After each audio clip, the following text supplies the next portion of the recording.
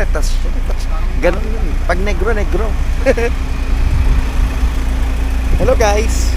So nandito na kami sa second stop. Nasa may Ilocos Sur Arch. Arch kami. So yan.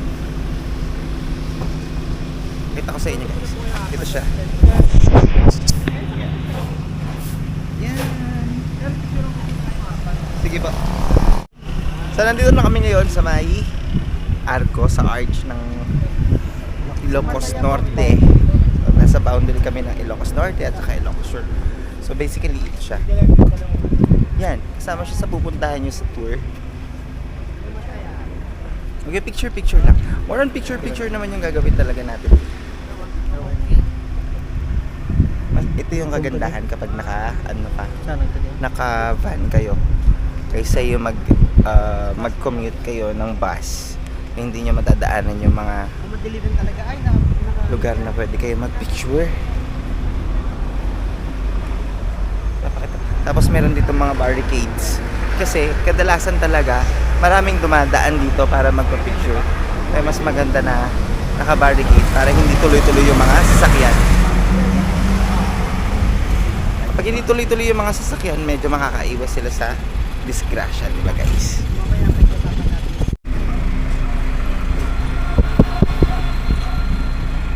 Sa tapat sa may. So guys, Bond Street. Bahay ni Juan Luna. Andito kami ngayon sa bahay ni Juan Luna. Actually, ang kala ko noon dati, meron kasing Luna's house din sa Manila. Kala ko doon yung yung muna po saglit lang. kala ko doon yung kung saan niya nabarel yung Kala ko doon niya nabarel Mainit yung po. kanya. Yung kanyang asawa dito pala sa may Ilocos.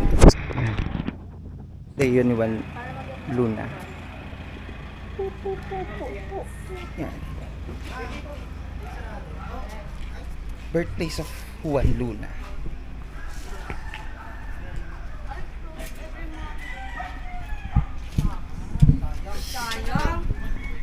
Ikot ko kayo sa bahay ni Juan Luna, kaso sa labas lang. Kasi ano daw, sarado daw every Monday yung bahay ni Juan Luna. So ito siya. Dito sa likod ko. Ayan yung itsura niya. Ayan yung bahay niya. Ayan. Dito tayo. So maliit lang siya.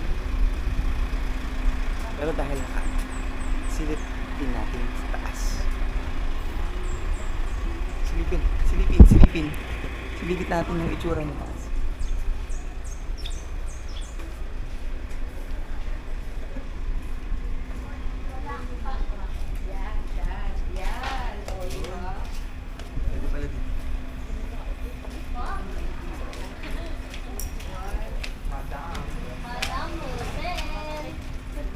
So basically ito yung makikita nyo dito, yung bahay nila, tapos merong bantayog na nakalagay na nandito si Antonio Luna at saka si Juan Luna dito sa likod ko. Ayan sila. Yan. Tapos merong mga nakalagay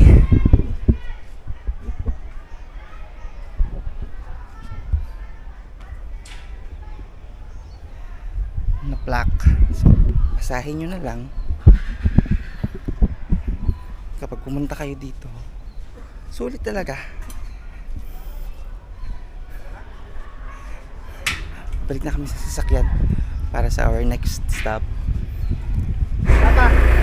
Hello guys! Andito na kami sa may pangatlo na, no? Pangatlong stop. Pangapat na stop na namin. And look what is. Tara! Ito muna po tapos sa Paway. Ito yung Paway Church. Picture ko lang po kayo. Picture muna sir. Sir, may sasakyan. Sorry, makulit ako.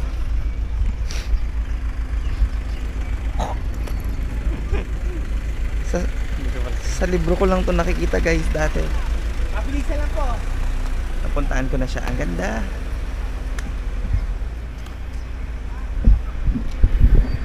So ayan. Ayan yung Paway Church guys. Guys, ikot-ikot muna tayo.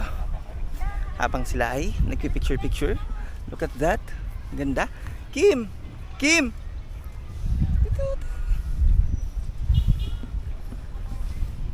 Ikot-ikot.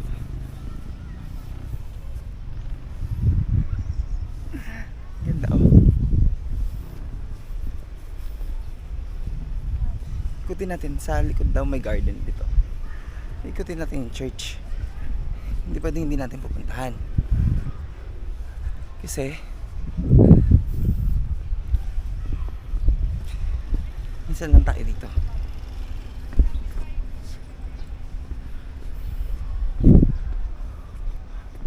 Look at that. It's Poway Church.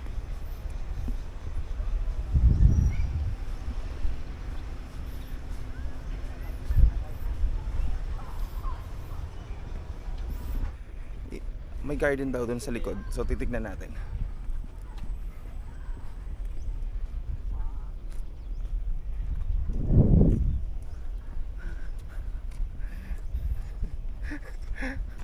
Ilang ano na kaya to, sir, no? Tignan natin dito, meron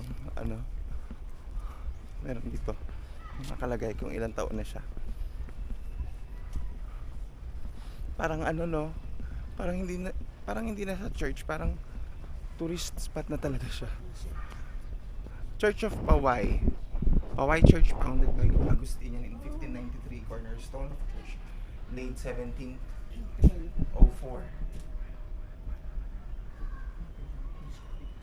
Yan.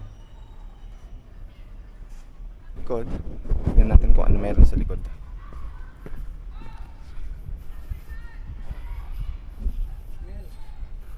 Init. Morning po. May papasyal sa side sir. Mamaya po. May driver kayo, sir? Dito saan? Aray ko. Oo, meron ditong ano sa likod. Merong garden dito sa likod. Pwede niyong puntahan. Hayaan nyo lang sila mag-picture yung mga kasama ko. Itutour ko kayo sa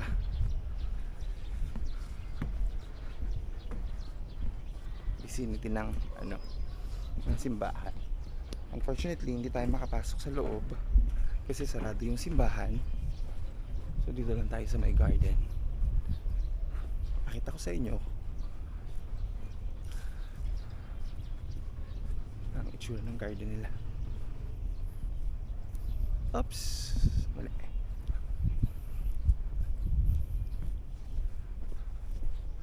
Dito tayo sa kabila. Yan. Pasensya na guys, hindi pa ako ganun kagaling magsalita sa vlog. So iikot ko na lang kayo. Kung ano yung nakikita ko, ayun din yung nakikita nyo. Kasi bago yung camera natin. Yan. So yan. Ito po yung garden dito. Basically ayun lang siya. Tapos 10 minutes kayo dito mag-stay. Then after 10 minutes punta ulit kayo sa next. Uy, meron din doon no, parang Intramuros sa kabilang kali. Parang Fort Santiago sa Intramuros. Ruin siya ng isang bahay. So ayan, pipicturean ko sila dito. Wala, suko yung mga kasama ko. Mainit masyado pero ako okay lang. Ganda-ganda. High school pa lang to. Gusto ko na tong anong to puntahan. Ngayon ko lang siya napuntahan. Kasi nandiyan na sila sa loob, sir? Nandiyan na sila lahat sa loob? Sige.